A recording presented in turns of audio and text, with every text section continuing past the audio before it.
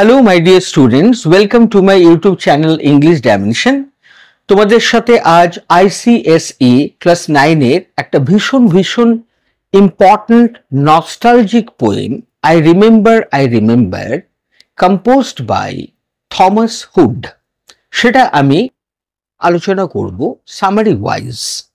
তোমরা ভিডিওটা মন দিয়ে দেখো, ডেফিনেটলি সেটা ভীষণ ভালো লাগবে তোমাদের, এটা আমি আশা রাখছি। ওকে, পোয়েমটা I remember written by Thomas Hood. এই ব্যাপারে এটা বিগিন করার আগে দু একটা কথা একটু বলে রাখি তোমাদের। নাম্বার ওয়ান, থমাস হুড এই পোয়েমটা কম্পোজ করেছিলেন ইন দ্য ইয়ার 1826। এটা পাবলিশড হয়েছিল প্রথম 1844। আর এক্সামে এই কোশ্চেনটা ভেরি কমন, এক নম্বরের একটা কোশ্চেন থাকে, রাইট দ্য জনার, যে যেমন উচ্চারণ করে, kind of writing or style of writing, সেটা তোমরা লিখবে নস্টালজিক রেট্রোস্পেকশন। বিষয়টা একটু ভেঙে বলি, নস্টালজিয়া কি? ঘর কোনো স্বভাব, মানে going back into the past, তাকে আমরা নস্টালজিয়া বলি। তার অ্যাডজেক্টিভ ফর্ম হচ্ছে নস্টালজিক। আর রেট্রোস্পেকশন মানে হচ্ছে লুকিং ইনটু দ্য পাস্ট, অর্থাৎ অতীত ঘেঁটে দেখা। যাদের বর্তমান পছন্দ নয়, মডার্ন সোসাইটি পছন্দ নয়, চাইল্ডহুড ডেজে যারা ব্যাক করতে চায়, তাদের জন্য পোয়েমটা পারফেক্ট। পোয়েমটা আমি শুরু করছি। দেখো এর মেন সাবজেক্ট ম্যাটারটা কি আসলে। The nostalgic poem I remember by Thomas Hood is a journey through the poet's memories, contrasting the joy of his childhood with the unhappiness of his present life. মানেটা কি? বর্তমানে থমাস হুড সিনিয়র, এজেড, তার যে present lifestyle, তার যে mindset at present, তার যে feelings at present, সেটা ভীষণভাবে কন্ট্রাস্ট করছে to the nostalgic childhood memories. ছোটবেলার কথা তাকে ভীষণ হন্ট করে, তাই জন্য পোয়েমটাকে আমরা বলছি nostalgic. Okay, the poem starts with a sense of nostalgia. পোয়েমটা নস্টালজিক একটা ফিলিং দিয়েই বিগিন হচ্ছে, যে পোয়েট তার প্রেজেন্ট লাইফে ভীষণ আনহ্যাপি। সে তার অতীত দিনের স্মৃতি রোমান্থন করছে। চিউইং দ্য কার্ড বলে এটাকে, চিউ দ্য কার্ড মানে স্মৃতি রোমান্থন করা। তিনি সেটা করছেন কারণ চাইল্ডহুড মেমোরি তাকে হন্ট করে। আর যখন তিনি তার চাইল্ডহুড মেমোরিজ গুলো রিমেম্বার করেন, কল আপ করেন, তখন তার প্রেজেন্ট ডের যে আনহ্যাপিনেস সেটা দূর হয়ে যায়, রিমুভ হয়। তিনি একটা সোলেস, কনসোলেশন, সান্ত্বনা ফিল করেন। The poet very fondly remembers the house where he was born. Poet খুব যত্ন করে তার স্মৃতির মধ্যে কিছু পাস্ট মেমোরিজ ফিট করে রেখেছেন, সেভ করে রেখেছেন। সেটা কি? সেই চাইল্ডহুড হাউস যেখানে, যেটাকে আমরা নেটিভ হাউসও বলতে পারি, যেখানে তিনি জন্মেছিলেন ছোটবেলায়। The sun peeping in every morning and how it never felt like a long day back then. দেখো, আমরা যখন চাইল্ডহুড মেমোরিজ কল আপ করি, রিমেম্বার করি, আমাদের মনে হয় সেদিনের কথা, মনে হয় আমাদের চাইল্ডহুড বোধহয় সেদিন গেল। অ্যাকচুয়ালি কিন্তু there is a long gap. একজন মানুষ 50 ইয়ার্স, 60 ইয়ার্স, 70 ইয়ার্স, সে যখন চাইল্ডহুড মেমোরি রিমেম্বার করছে, তার মধ্যে গ্যাপ কত? 30, 40, 50 বছরের গ্যাপ। কিন্তু তার মনে হয় এই তো সেদিন গেল। এবং শুধু তাই নয়, তারা ভীষণ আফসোস করেন যে সেই বাড়িটা হয়তো এখনো এক্সিস্ট করছে। তার জানলা দরজা দিয়ে বাইরে সানলাইট পিপিন করে, অর্থাৎ লুক ইনটু করে, উঁকি মারে। সে হিংসে করছে সে সানলাইটকে, যে সানলাইট ওই নেটিভ বাড়িটাতে পিপিন করে, উঁকি মারে, কারণ সে বাড়িটাকে রেগুলার দেখতে পায়। পোয়েট কিন্তু বাড়িটা থেকে এখন অনেক দূরে। Now he longs for the night to take him away, which hints at his present unhappiness. Say wish করে, স্ট্রংলি তার মধ্যে একটা উইশ কাজ করছে সেই নাইটটার জন্য। কোন night? To take him away which hints at his present unhappiness. সেই ছোট্টবেলার যে রাতগুলো লুলাবি শুনে মেবি গ্র্যান্ডমাদার তাকে ঘুম পাড়াতেন, মেবি মাদার তাকে লুলাবি শুনে ঘুম পাড়াতেন। সেই যে গোল্ডেন নাইটসগুলো যেগুলো তিনি স্লেপ্ট করেছেন, পাস করে এসেছেন, সে নাইটগুলো তিনি এখন ভীষণ ভীষণ মিস করছেন। এটা কি প্রমাণ করছে? এটা প্রমাণ করছে পোয়েটের প্রেজেন্ট আনহ্যাপিনেসকে এমফাসাইজ করছে, স্ট্রেস করছে। The poet continues to remember more details from his childhood. Poet ভীষণ ভাবে রিমেম্বার করার চেষ্টা করছেন every detail related to his golden childhood days, every detail. আর এটা করে তিনি একটা অদ্ভুত ধরনের প্রশান্তি, স্যাটিসফ্যাকশন, সোলেস মনের মধ্যে ফিল করছেন। He remembers beautiful flowers, red and white roses, violets and lily cups. ছোটবেলার যে স্মৃতি সেটা কিন্তু আমরা বাঁধিয়ে রাখি মনের ভেতরে। সেখানে আমি গার্ডেন দেখতে পাচ্ছি, আমার নেটিভ যে হাউস তার সামনে একটা অ্যাডজয়নিং গার্ডেন ছিল, সে গার্ডেনের মধ্যে রেড অ্যান্ড হোয়াইট রোজ ফুটতো। শুধু তাই নয়, ভায়োলেট এটা কিন্তু কোনো কালার নয়, name of a flower, mind this, violet is name of a flower. এবং লিলি কাপ এগুলো ফরেন ল্যান্ডেই হয়, এটাও একটা নেম অফ এ ফ্লাওয়ার। তো এইগুলো ফুটতো and describes them as being made of light. আর সেগুলো এত ব্রাইট ছিল, নেচার অ্যাম্বিয়েন্সকে এত ব্রাইটেন আপ করতো, তার জন্য পোয়েট এই ফ্রেজটা এখানে ইউজ করেছেন, মেড অফ লাইট। দেখো, ফুল তো আলো দিয়ে তৈরি হয় না, কিন্তু ফুলের যে রিফ্লেকশন, ফুলের যে ইমপ্রেশন, সেটা মেমোরিকে ব্রাইটেন আপ করে তুলতে পারে। Okay, highlighting their beauty and innocence. এই যে ফ্রেজটা মেড অফ লাইট, এই জায়গাটা কিন্তু বেশ ইম্পর্টেন্ট, নোট ইট ডাউন। ওকে, তো মেড অফ লাইট বলছেন এটা তার মনের কোন জিনিসটাকে হাইলাইট করছে? হাইলাইট করছে যে ফুলগুলো কত সুন্দর, ফুলগুলো কত innocent.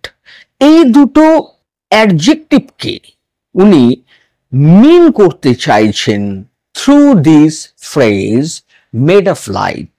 Okay, he remembers a special birthday when his brother planted a laburnum tree and how exciting it is that the tree is still alive. অদ্ভুত একটা বিষয়, এটা কিন্তু ডেফিনেটলি একটা good work on a birthday. Okay, পোয়েটের বার্থডের কথা মনে পড়ছে, একটা স্পেশাল বার্থডে যেদিন তার ব্রাদার, তার ভাই একটা ল্যাবারনাম গাছের চারা প্ল্যান্ট করেছিলেন গার্ডেনে। ল্যাবারনাম হচ্ছে নেম অফ আ ট্রি, আমি ট্রি বলাটা ঠিক নয়, এটা kind of shrub, SHRUB, shrub. তো সেটা গার্ডেনে প্ল্যান্টিং হয়েছিল, and how exciting it is that the tree is still alive. গাছটা নাকি গার্ডেনে এখনো জীবিত, এখনো বেঁচে আছে। তাহলে গাছটা যখন ছোট ছিল, ইনোসেন্ট ছিল, গাছ এখনো ইনোসেন্ট, নেচার ইনোসেন্ট হয়। ওকে, তো এই গাছটা এখনো জীবিত, তার গার্ডেনে রয়েছে, এর মানেটা কি? গাছটা সেই দিনের যে বার্থডে, তার যে মেমোরি, সেটাকে স্টিল ক্যারি ফরওয়ার্ড করে চলেছে। The poet remembers swinging and feeling his spirit soar like a bird. যখনই পোয়েট তার চাইল্ডহুড ইনোসেন্সটাকে রিমেম্বার করছেন, তখনই তার প্রেজেন্ট ডে যে ফিলিংস, স্পিরিট, টেম্পারামেন্ট যেটা ভীষণ আনহ্যাপি, সেটা কি করছে? সুইং করছে, লাফ দিয়ে উঠছে আনন্দে। আর ফিল করছে কি? লাইক এ বার্ড, মনে করছে সে একটা পাখি। তার স্পিরিটটা বয়ান্ট হয়ে উঠছে, ভাসমান, ভেসে উঠছে, লেভিটেট করছে স্পিরিট। এটা আমি সুপার ন্যাচারালি বলছি না, আমি ন্যাচারালি কথাটা বলছি, যে স্পিরিট লেভিটেট করছে, শূন্য ভেসে উঠছে আনন্দে, শিয়ার happiness. This sense of freedom and joy stands in stark contrast to how he feels now in his adulthood. তাহলে এই যে চাইল্ডহুড রিমেম্ব্রান্স, এটা ভীষণ সুইট এবং সোলেসিং, যেটা সান্ত্বনা দেবার জন্য যথেষ্ট।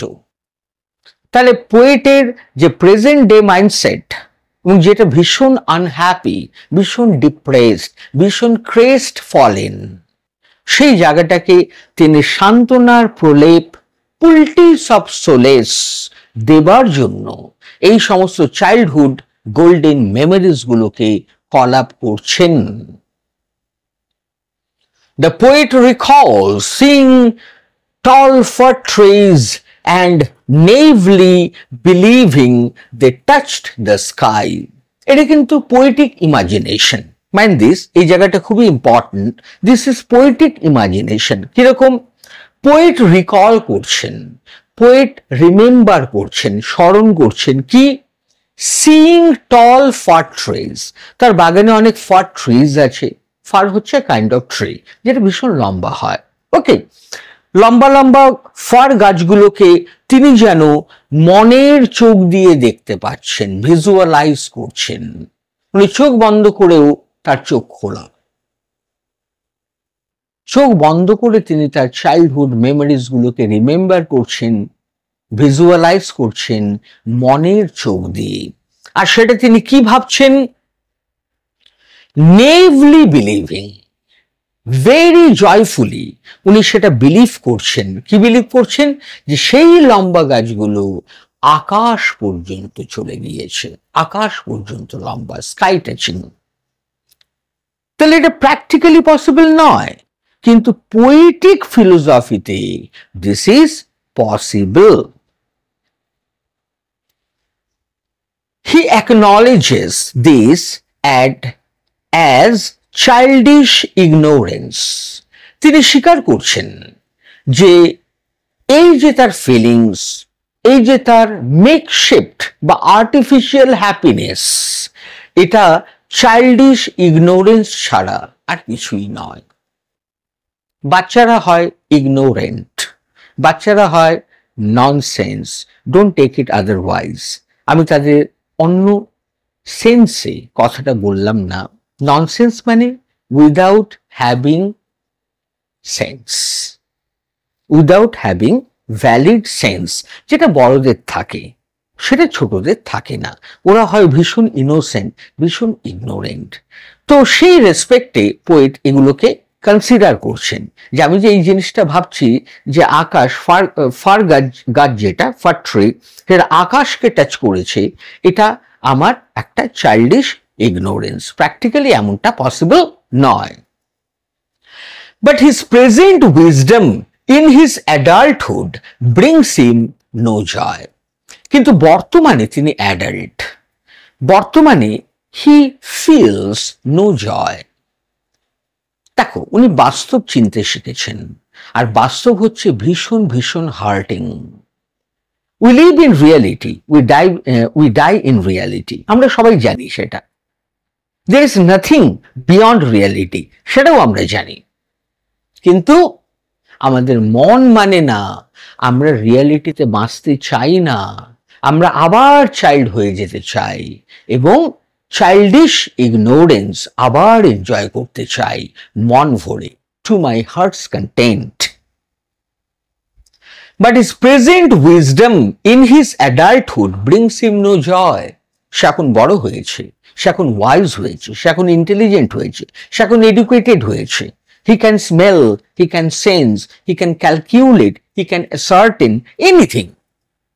But still, he feels unhappiness. কারণ he misses his golden childhood days. He feels further away from happiness and a sense of wonder than he did as a child. He feels further away from happiness. সে জ্ঞানের মালিক, maybe সে অনেক পয়সার মালিক, সে অনেক বড় লোক হয়েছে, অনেক famous হয়েছে, কত লোক তাকে চেনে, কিন্তু তাও সে তার চাইল্ডহুড ডেজে ব্যাক করতে চায়, যেখানে তাকে কেউ চেনে না, ও শুধু এনজয় করতে চায় childhood innocence. Okay, and a sense of wonder than he did as a child.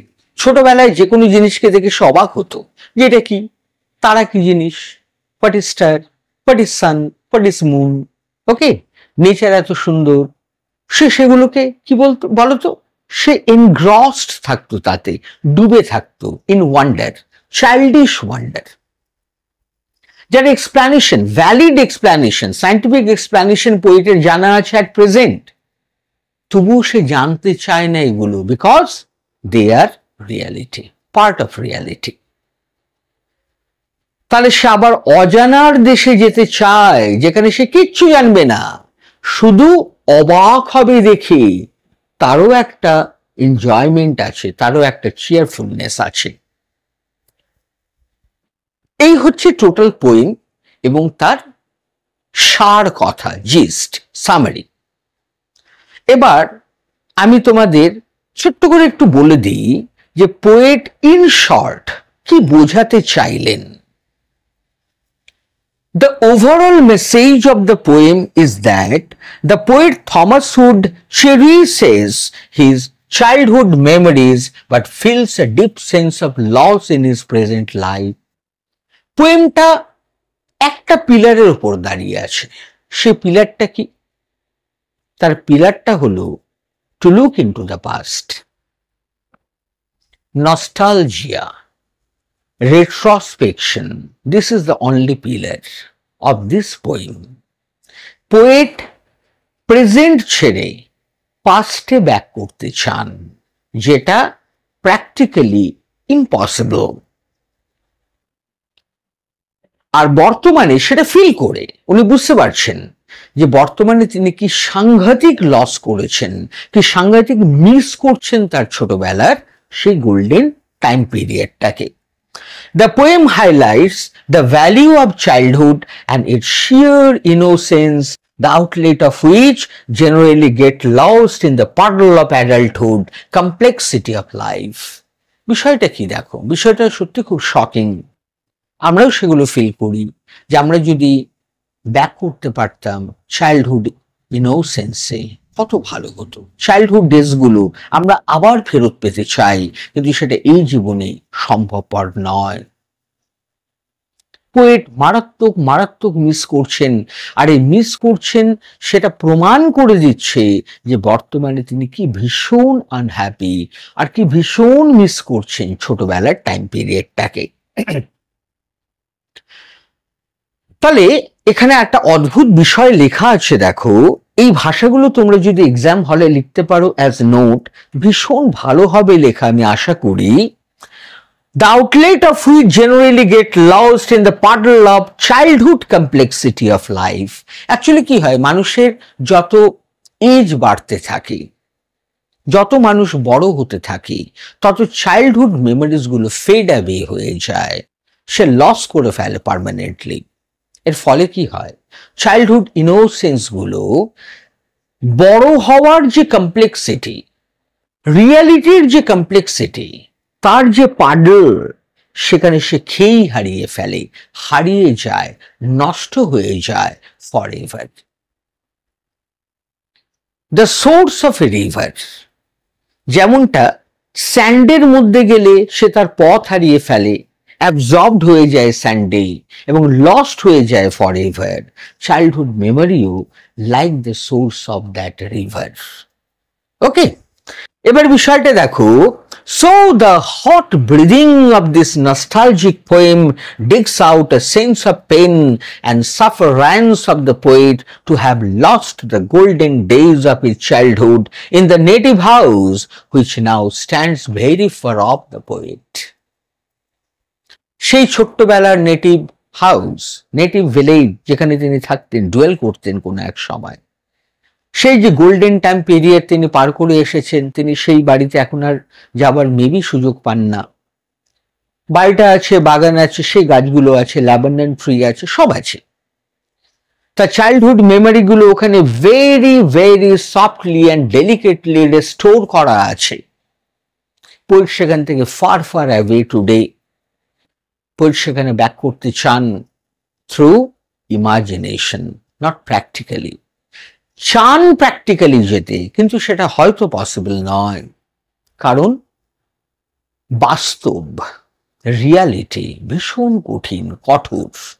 আমরা রিয়ালিটিতে বাঁচতে চাই না, কিন্তু দিস ইজ রিয়ালিটি, যে আমাদের রিয়ালিটিতেই বেঁচে থাকতে হয়। এর থেকে বড় প্যারাডক্স, এর থেকে বড় ট্র্যাজেডি হয়তো লাইফে আর কিছু নেই। এই হচ্ছে তোমাদের এই পোয়েমটার জেস্ট, অর্থাৎ সামারি।